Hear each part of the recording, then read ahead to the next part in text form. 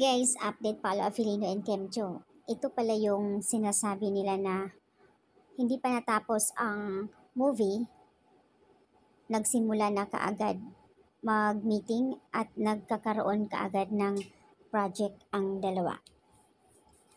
So guys, totoo pala yung sinasabi nila noon na habang ongoing pa yung black screening ng Kim Pao, may isang beses na nag-my IG story si Kimi, something meeting, and also Star Cinema, Paolo Avellino.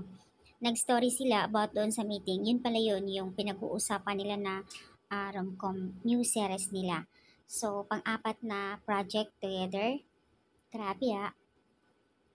Ilang mga netizens na nagsasabi, ang lakas. So, dahil nung nilabas na nga, in-announce na nga ang kanilang pang-apat na project, itong series na ito.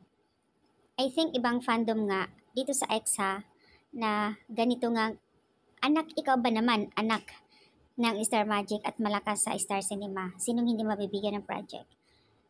May sinasabi pa ng iba na maswerte din si Pao kasi ka-love team niya si Kimi.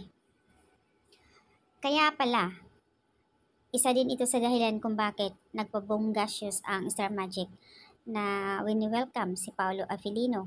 Isa na rin siyang Star Magic.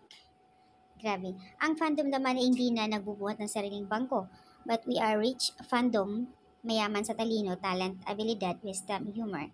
Kasipagan, syempre, kagandahan. And we belong to different group. Look, test pa lang nangangatog na nga ang insecure lalo na pag nakita nila ang mga target market ng network global. Pwedeng-pwede sa face card ng Doo. Baka magtuloy-tuloy offer ng international. Sige nga, mas bet ko yun yung pang-international. Gawin muna nilang K-pop, Chinita Princess.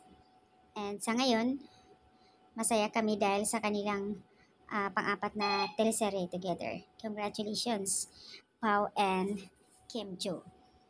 Hindi naman kasi talaga sila love team.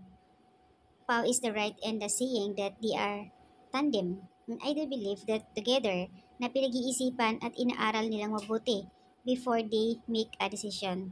And I believe as well that he is a captain but the consult where she give go signal. Sabi nga ng management, walang aminan pero nakikita sa galawan. Kasi nga, after nitong series nila, syempre, again, may project na naman ng Kim Pao.